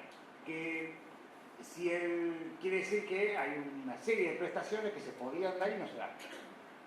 Entonces este me parece que es un dato. El segundo dato es que también tiene superávit el sistema de seguridad social. Tuvo 12.000 millones el año pasado, va a tener 29.000 este año. Y se vetó la ley. No una ley del 82% móvil, porque esto fue una falacia planteado en esos términos. La ley que decía, digo, porque esto de tomarle el pelo a la sociedad es complejo. La ley hablaba de que ponía un piso de subsistencia en el 82% del salario mínimo vital y móvil. No hablaba del 82% móvil del sistema jubilatorio. Era el 82% como piso de subsistencia del salario mínimo vital y móvil. Si los empresarios, el Estado y los sindicalistas definen que hay un piso que es de subsistencia mínimo, digo, por lo menos, es decir, si yo voy a ser un trabajador pasivo, es decir, el 82%, ¿por qué 82 no el 20%? El 82 se supone como uno no va a trabajar más, es decir, no toma el colectivo, no tiene que comer afuera, ese tipo de cosas, es decir, por lo tanto no tiene determinados gastos de viáticos. El 82 permite mantener el mismo nivel de vida parecido al que uno tenía antes de estar jubilado. Y esa ley fue vetada en un sistema de seguridad social con superávit. Si no es tan simple el tema de que, es decir, los temas los discutimos entre todos. Cuando lo discutimos entre todos, cuando el Congreso lo aprueba, lo veta. El Congreso aprobó una ley de adultos mayores que garantizaba los derechos de todos los jubilados y pensionados en la Argentina, de todos los adultos mayores, no de los jubilados y pensionados. Y este gobierno la vetó, no otro gobierno. Entonces digo, este tipo de cosas no es que las discusiones son entre todos. ¿Sí? Cuando las hacemos entre todos, cuando el Congreso lo vota, cuando lo hacen, digamos, si no le gusta, porque no es de ellos, se veta. No es tan simple la cosa, tan lineal, de que, es decir, si no le discutimos, claro que tenemos que discutir de todo, claro que el sistema de seguridad social se debería discutir entre todos. ¿Qué duda cabe que un sistema que tiene que durar 30, 40, 50 años no debería ser un tema de Estado? Pero bueno, es decir, para eso tiene que haber voluntad. El diálogo no es entre uno, el diálogo es entre todos. Entonces, si no hay diálogo entre todos, es complejo. Entonces, digo, de este lugar, y solamente una aclaración, el integrar a todos en el sistema jubilatorio, el 50% de los recursos se pagan con impuestos, y los impuestos los pagan entre todos, no es que los jubilados le pagan al resto. El sistema se alimenta con aportes, con contribuciones y con impuestos. Y los aportes y las contribuciones son un aporte intergeneracional. ¿Qué significa esto? Que mi hijo y yo aportamos para que mi viejo esté jubilado. Entonces, este tipo de cosas, pero no solamente mi viejo que aportó, sino todos los viejos. Digo, en definitiva, yo trabajo específicamente para que en este sistema interrelacionado, es decir, podamos estar cubiertos. Entonces digo, aporte, contribuciones más impuestos, tiende a cubrir a todos. Y está bien que tiende a cubrir a todos. Porque los que no están cubiertos son los que injustamente estuvieron siempre afuera. Entonces son los que en principio más necesidades tienen. Entonces, por tanto, hay que hacer un esfuerzo adicional sobre ese sector que está afuera. Pero la realidad es que ese esfuerzo adicional debería ser mayor, porque se suele decir que las crisis, por ejemplo en Europa, es decir, hay una crisis del sistema de seguridad social o del estado de bienestar. Porque lo más fácil es recortar por lo más débil. Porque en vez de recortarle a los bancos, que son los que hicieron el desastre, es decir, le recortan a los jubilados. Es decir, porque es el sector más vulnerable específicamente en este debate. Pero no es que los sistemas están afuera, porque la realidad, y por eso termino, disculpadme, pero yo me engancho, digamos, en estas cosas, pero yo te pido un segundo más. Porque no es cierto la crisis de la vejez en Europa. Porque Europa, con mucha hipocresía, es decir, tiene la sociedad envejecida, pero importa mano de obra barata. Porque ¿qué hace? Trae jóvenes de Latinoamérica, a los cuales descalifica porque así les paga menos, pero lo descalifica, pero le es absolutamente rentable, porque no tiene el parto, sino no gasta cuando nace, no lo educa. Es decir, todo el periodo de la infancia, es decir, está en Ecuador, en Colombia, en Centroamérica. Lo trae cuando tiene toda la fuerza laboral. A los 20 años, lo tiene hasta los 50, 60 años, que le da dos y después el tipo se vuelve a su país. Fantástico eso. Es decir, es un modelo, digamos, que no se hace cargo de cuando es chico ni cuando es viejo. Y le saca todo el jugo específicamente cuando tiene toda la fuerza laboral. Entonces digo, no es cierto que Europa tiene un problema de envejecimiento para la mano de obra. Es decir, tiene un problema resuelto y lo va regulando específicamente con la importación de mano de obra. Entonces digo, este tipo de cosas, digamos, hace que no es que estén en crisis los sistemas de seguridad social, sino que es mucho más fácil recortarle a los jubilados que en la práctica recortarle a los bancos. Participar de esto. Una acotación a lo que dijo recién el diputado Santino. Aparte de usar a los jóvenes de los países periféricos para poder sostener la economía de Europa, y esto forma parte de un comentario que una licenciada en sociología dijo hace 15 días, funcionaria de la Facultad de Milán, que decía que aparte se trae a las mujeres de África para hacer internación domiciliaria de los adultos mayores de Europa. Son las únicas que están permitidas incorporarse al mercado de trabajo europeo en estos momentos por parte de los que vienen de África. Creo que es todo un tema.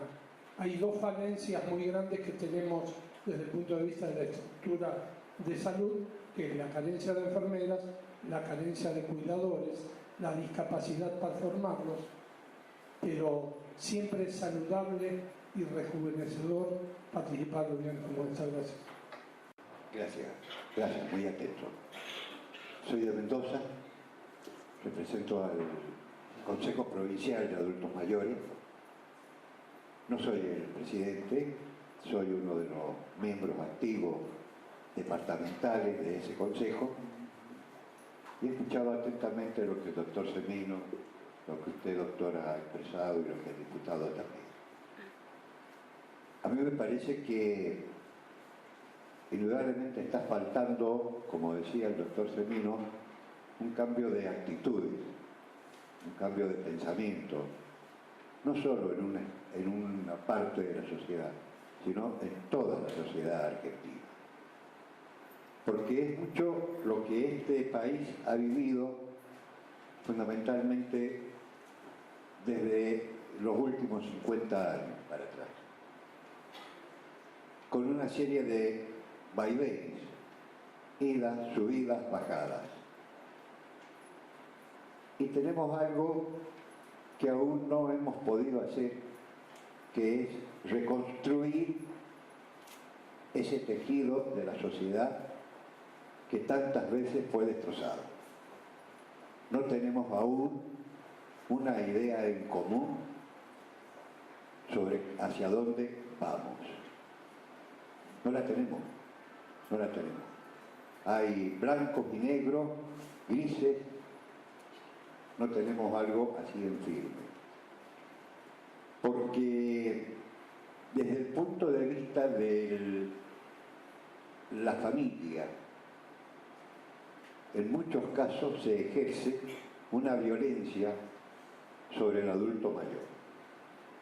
Se lo tilda y se lo trata como un objeto que dejó de ser útil. Hay que ponerlo en el rincón de los trastos viejos. Y eso hace a la cuestión social y fundamentalmente a la salud del adulto mayor. Eso es por un lado. Desde el punto de vista médico, también observo, y con muchísimo fundamento, que la medicina, o algunos médicos, al adulto mayor no le dan la medicina que realmente correspondería. Y voy a citar un ejemplo, pero es muy cortito y es concreto. En el Hospital Posada se están haciendo, de acuerdo a las características a la persona adulta mayor que sufre de Parkinson, operaciones para tratar de no dar el sanamiento completo, porque no se puede dar aún, por lo menos aquí en la Argentina, sino lograr un 70 o un 80% de mejoría. No puede ser posible que un neurólogo en Mendoza diga que no sabía que eso existía, y siempre todos los meses con la misma pastillita. Y había algo por ahí que usted había pasado, que eso se llama mercantilismo. Y eso es en la mayoría. En Mendoza prácticamente no se conoce lo que se hace en el Hospital Posada en pos de aquellos enfermos adultos mayores. Estoy acá precisamente y he aprovechado la invitación porque mañana operan a una cuñada mía, es la segunda que le hacen de las dos que había que hacerle en el Hospital Posada, cuando mi cuñada era una piltrafa humana que se caía de estar sentada en una silla. Hoy puede tejer, cocina, limpia, por supuesto tiene sus bajones, pero es otra persona totalmente recuperada. Y acá también los médicos tienen mucho que ver, ¿no es cierto?, y que hace a la salud del adulto mayor. También yo digo, con 1.800 pesos no se puede vivir porque soy un jubilado. Es cierto, pero también tenemos que ver que esto se está reconstruyendo de a poco. Y creo que tenemos que seguir trabajando. Pero ¿cómo tenemos que seguir trabajando? Informando a la sociedad de lo que se debería hacer y que la misma sociedad vaya tomando conocimiento de lo que se puede llegar a hacer, ¿no es cierto? Y que tome resoluciones y que le exija a sus representantes, que serían sus diputados nacionales, sus senadores nacionales, para que en algún momento determinado tomen el toro por las astas de la cuestión del adulto mayor y lo puedan llevar a buen cabo. Muchas gracias. Bueno, buenas tardes. Un segundito. Quiero agradecer que siempre se le dedique tiempo al abuelo y que se siga dedicando este tipo de tiempo para que siempre esté presente.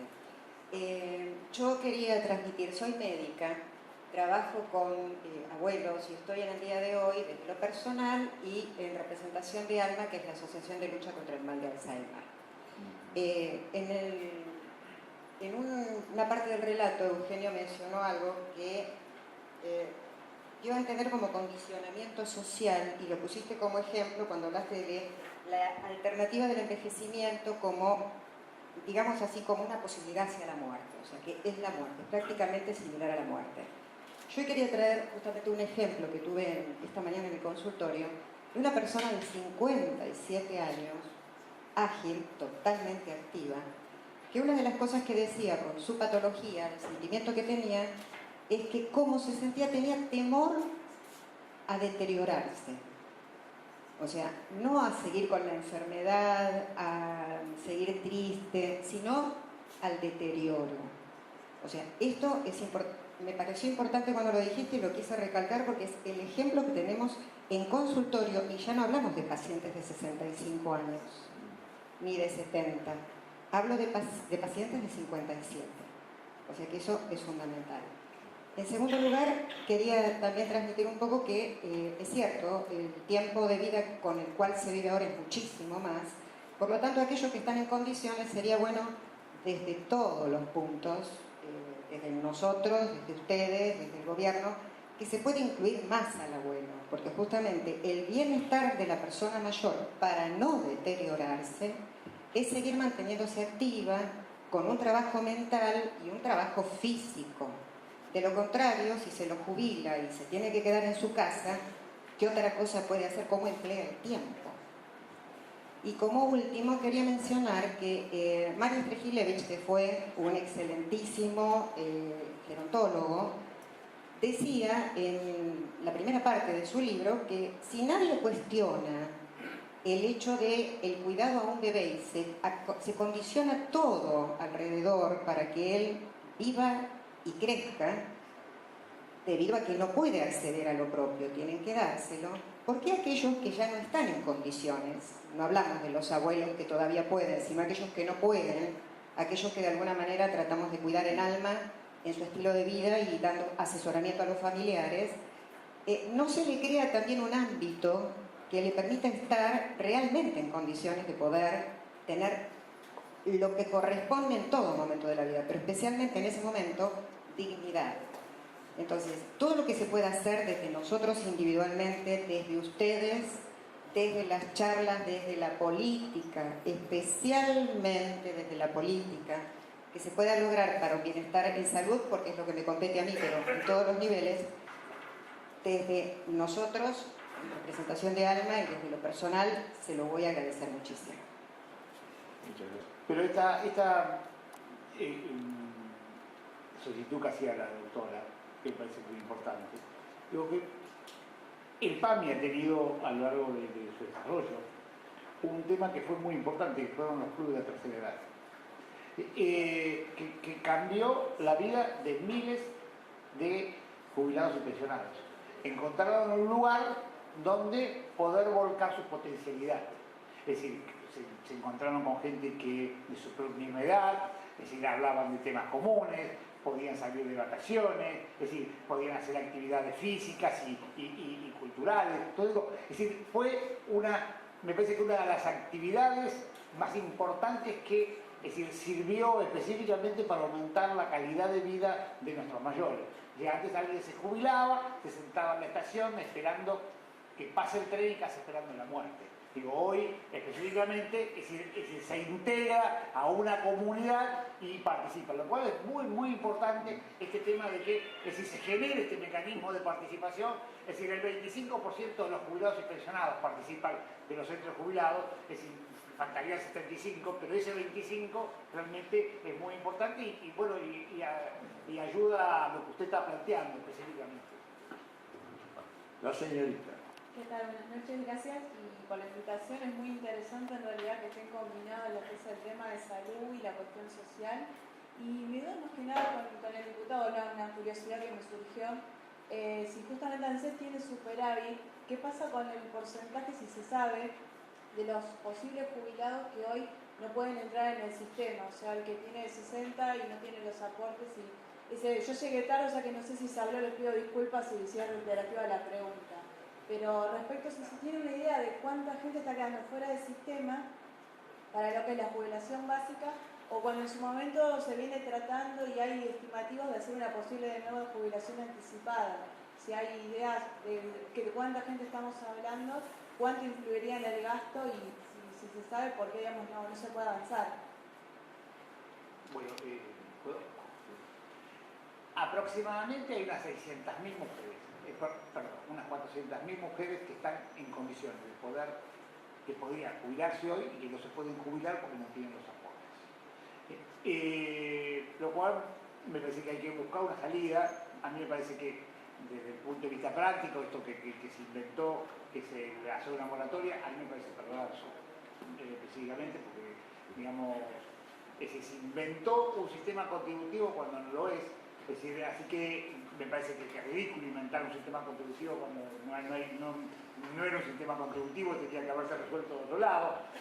Hay proyectos en el sistema para resolverlo y que con un posible financiamiento.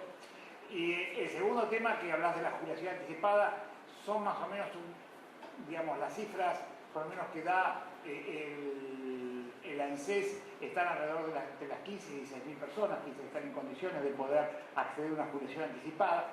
El hecho es que no sabemos por qué el Ejecutivo no ayuda a resolver esto. Hay varios proyectos en la Cámara.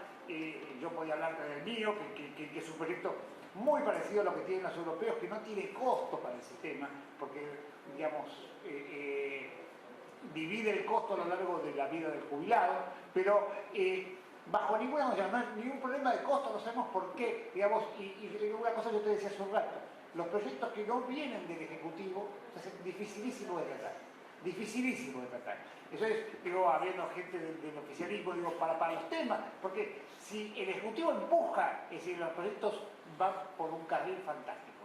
Cuando el Ejecutivo no empuja, los legisladores oficialistas están esperando instrucciones. Entonces digo, desde ese lugar nos parece que es muy importante que nos acompañen, porque si por ahí seguramente nos pueden ayudar a empujar.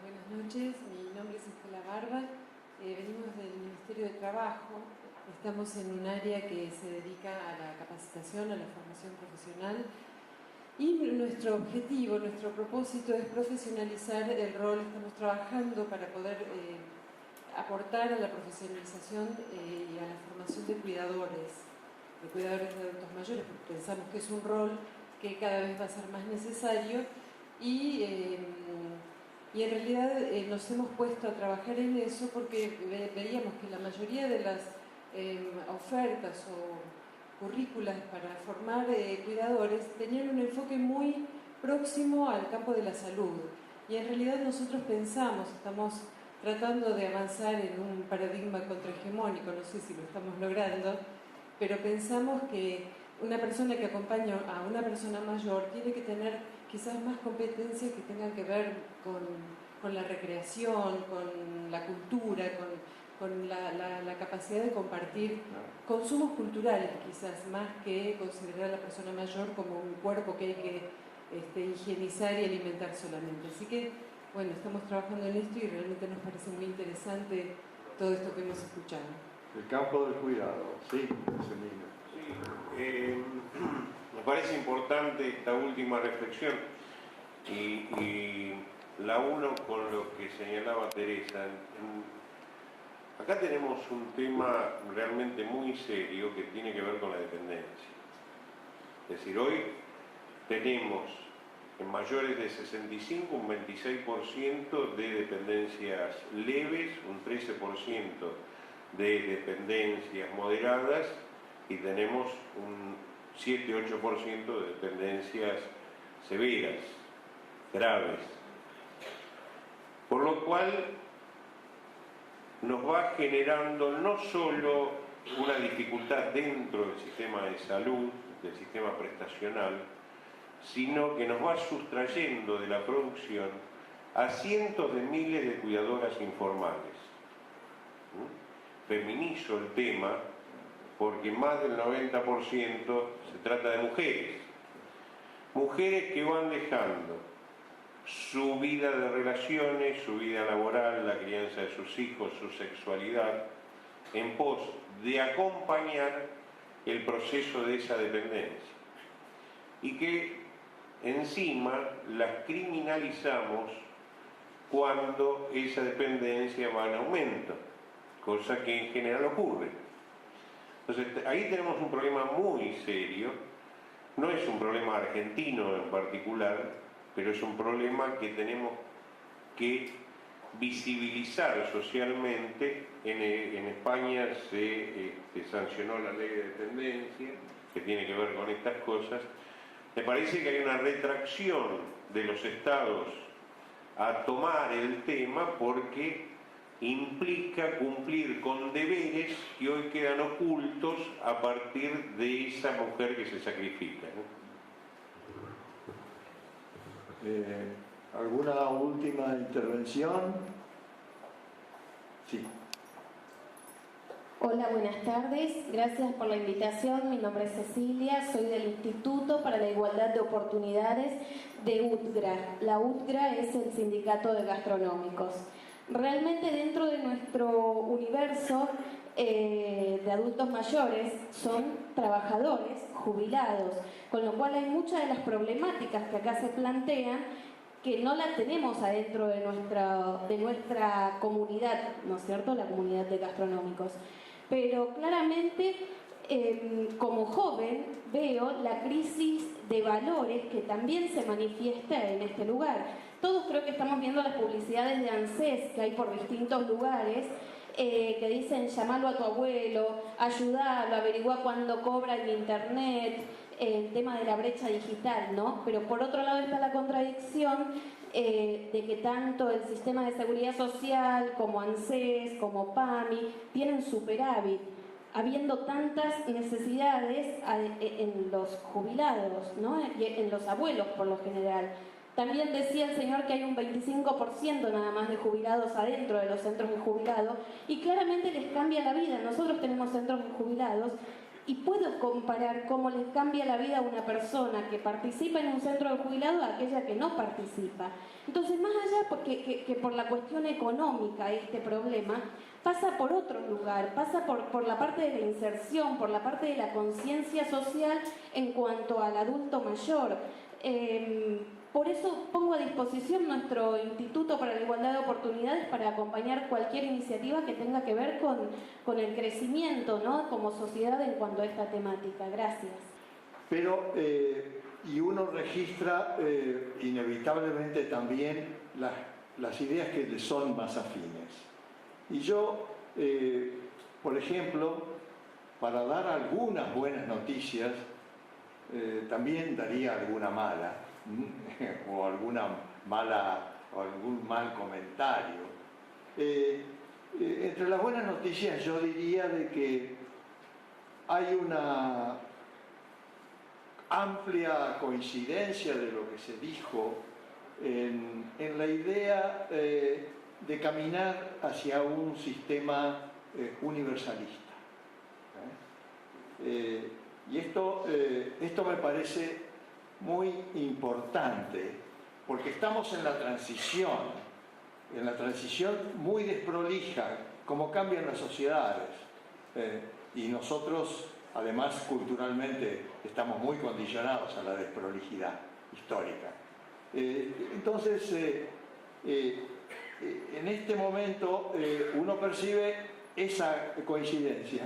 Y universalismo, o sea, derechos como condición de ciudadanía y no como condición de pertenencia a algún grupo especial porque es o laboral o de otro perfil, tiene un subproducto muy importante con algo que es muy débil en la sociedad argentina, y es la cohesión social. Yo diría que los sistemas universales tienden, aparte de lo que brinden, protección a los viejos, a los chicos, jubilación, ingreso, vivienda, lo que fuere, tienden, y es muy importante esto, y lo enfatizan varios estudios sociológicos, incentivan la cohesión social, la cohesión, el sentirse parte de un proyecto común. La mala noticia es que yo creo que principalmente en los últimos 20 años, en la crisis y en la prosperidad también, se ha acentuado, y esto no es cuantificable fácilmente, la fragmentación de proyectos en la sociedad argentina. O sea, la mayor dificultad para impulsar esto que los sociólogos llaman desarrollar el capital social, la confianza, la capacidad, la tendencia asociativa. Esto yo creo que quizás como un fenómeno muy influido por la corriente del mundo, no solamente nos pasó a nosotros, obviamente. Y esto es algo con lo que hay que luchar, y con lo que hay que, digo, no solo, no es responsabilidad meramente del gobierno de turno, es una responsabilidad de base social y fundamentalmente también del sistema político, que habla poco de estas cosas, habla poco, oficialismo y oposición. Surgió bastante claro, y lo vamos a conversar con los directivos de la Fundación, el interés por alguna puntualización sobre el tema PAMI, sobre el tema de servicios de salud. Ojo, el PAMI sí es el programa de salud, pero el instituto es el instituto en sus objetivos, en su estatuto inicial, es el espectro de prestaciones sociales. O sea, todo el campo del cuidado a la que se refería nuestra amiga del Ministerio de Trabajo, del cuidado, en lo que compete al Estado, en lo que no compete o a la familia o a la sociedad civil en general, es campo del PAMI. Y bueno, yo no voy a adelantar ninguna opinión sobre eso, lo vamos a diferir seguramente para una discusión en particular,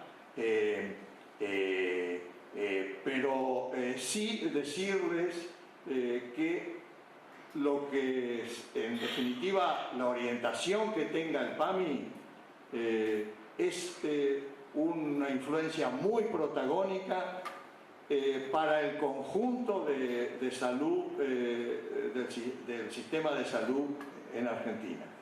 Por tal es el peso institucional y el peso demográfico y el peso económico que tiene.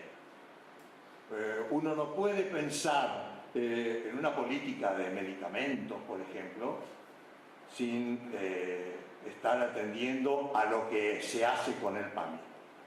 Es el mayor consumidor de medicamentos institucionalizado del país. Entonces, importa por los viejos e importa por todos los 40 millones de argentinos también discutir el PAMI. Y en qué medida estos, no sé cuántos, pero son como 24.000 millones de pesos anuales que tiene su presupuesto, están cumpliendo realmente el resultado para los que están destinados.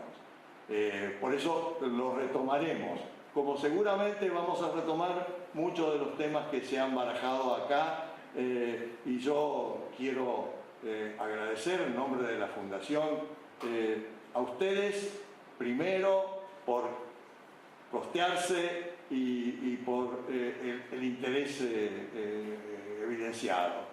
Y a los dos panelistas, que esto, como son amigos, yo ya sabía lo que podían rendir y el grado de compromiso que tienen con las ideas que llevan adelante.